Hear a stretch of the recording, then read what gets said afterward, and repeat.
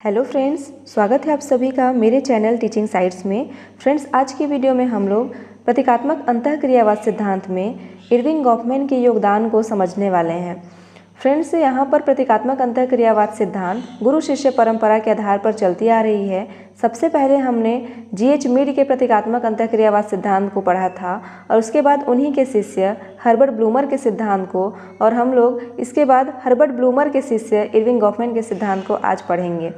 तो फ्रेंड्स, यहाँ पर इरविंग गॉफमैन के सिद्धांत में उनके गुरु हर्बर्ट ब्लूमर तथा हर्बर्ट ब्लूमर के गुरु G.H. मीड, इन दोनों के प्रभाव इनके सिद्धांत में हमको देखने को मिलेंगे। तो फ्रेंड्स, सबसे पहले हम इरविंग गॉफमैन के जन्म और मृत्यु परिचय को देखते हैं। इनका जन्म 11 जून सन 1922 में अमेरिका कनाडा के मैनविले में हुआ था। इनकी मृत्यु सन 1982 में पेंसिल्वेनिया में हो गई थी।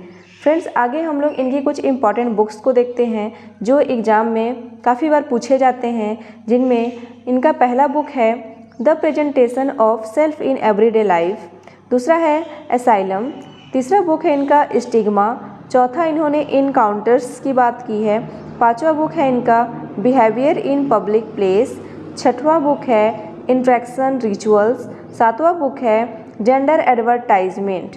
इसके अलावा भी इनकी और भी बहुत सारी बुक्स हैं, पर अब इन बुक्स को याद रखिएगा क्योंकि एक एग्ज़ाम के पर्पज़ से काफ़ी इम्पॉर्टेंट है। इसके बाद फ्रेंड्स, आगे हम लोग इनके प्रतीकात्मक अंतःक्रियावाद सिद्धांत को समझेंगे कि इसमें इन्होंने क्या कहा है। प्रतीकात्मक अंतःक्रियावाद सिद्धांत के क्षेत्र में इरविंग गॉफमैन ने दो अवधारणाओं पर महत्वपूर्ण योगदान दिया है। पहला है ड्रामाटर्जी, अभिनय कला शास्त्र, या इसी को नाट्य कला शास्त्र भी कहा जाता है। दूसरा है इनका इंट्रैक्शन ऑर्डर, अंतःक्रिया क्रम।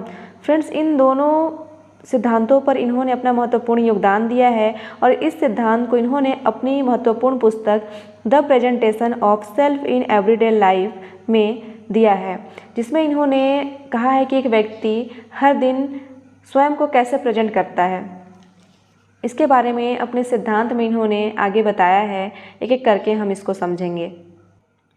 फ्रेंड्स, इनका पहला सिद्धांत है अभिनय या नाट्य कला शास्त्र।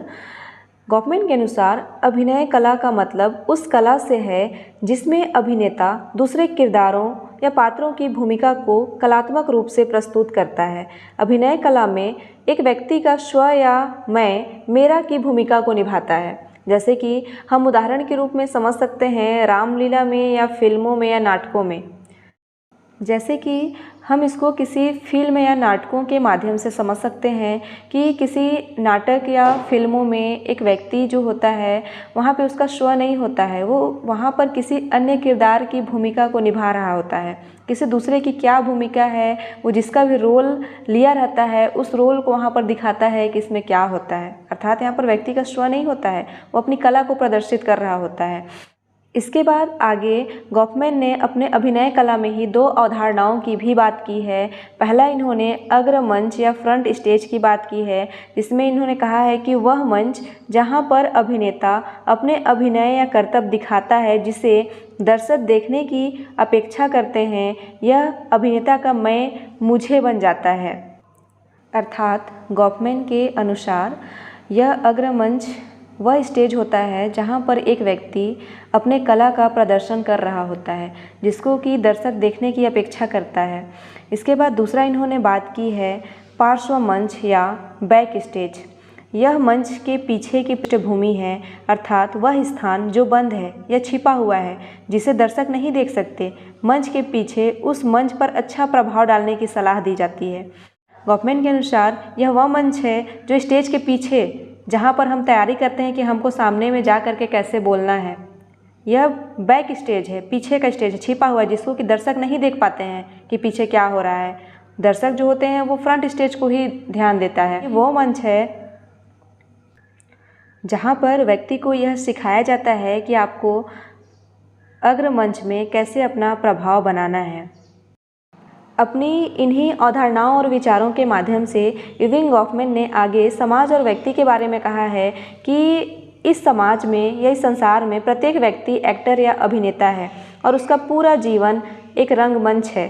इनका मानना है कि स्व या मैं जब बाहरी दुनिया में आता है तब बाहरी दुनिया उसके लिए एक विशाल रंगमंच है। बाहरी दुनिया में वह फ्रंट स्टेज में होता है, वह मेरा का अभिनय करता है। जैसे कि हम इसको एक उदाहरण से भी समझ सकते हैं कि एक व्यक्ति जैसे ही घर से बाहर निकलता है या बाहरी दुनिया से टकराता है या किसी के घर जाता है तो वह अच्छा व्यवहार करता है, अच्छे से बैठता है, अच्छे से खाता है, अच्छे शब्दों का प्रयोग करता है। चाय नाश्ता आता है तो मना करता है सबसे पहले तो, या फिर सारी चीज़ों को नहीं खाता है, एक तरीके से खाता है। तो यह उसका फ्रंट स्टेज है जहाँ पे वह मुझे की भूमिका निभा रहा है कि यहाँ पे वो सोच विचार करता है कि मैं ऐसा करूँगा या ऐसा नहीं करूँगा तो लोग क्या सोचेंगे, मेरे बारे में क्या समझेंगे।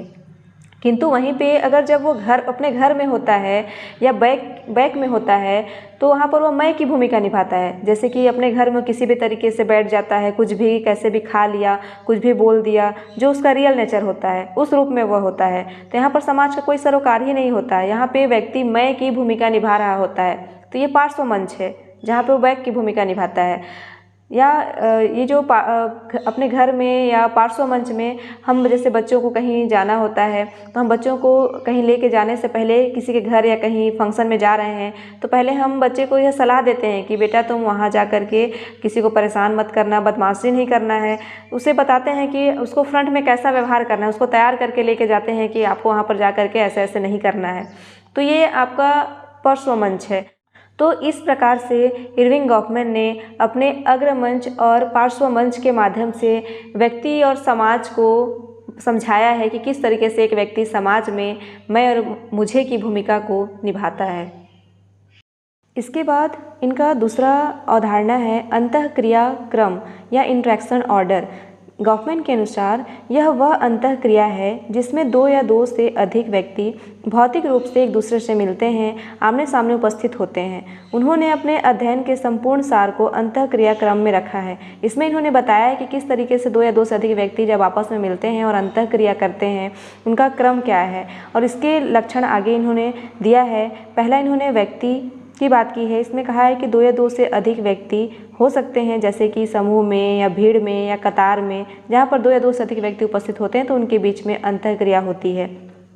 दूसरा इन्होंने संपर्क की बात की है, जिसमें प्रत्यक्ष या अप्रत्यक्ष संपर्क हो सकते हैं। संपर्क में मिलना, आमने सामने की स्थिति, प्रत्यक्ष रूप से अगर हम मिलते हैं या फिर कहीं अप्रत्यक्ष रूप से भी हम अंतःक्रिया करते हैं।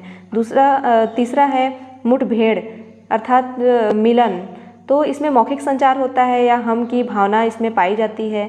चौथा है मंच अभिनय, इसमें दर्शकों या श्रोताओं के सामने जो भूमिका का अभिनय किया जाता है, जैसे कि व्याख्यान, प्रतियोगिता, नृत्य या संगीत की प्रस्तुति इत्यादि, जिसमें मंच में अभिनय किया जाता है। मंच के माध्यम से हम अन्य लोगों से इंटरेक्ट करते हैं। पांचवा है सामाजिक प्रसंगों का अनुष्ठान, जैसे कि समाज में शादी ब्याह, जन्मतिथि, कोई त्यौहार इत्यादि में लोग बड़ी संख्या में एक दूसरे से मिलते हैं और अंतःक्रिया होती है। इसकी बात इन्होंने इसमें की है।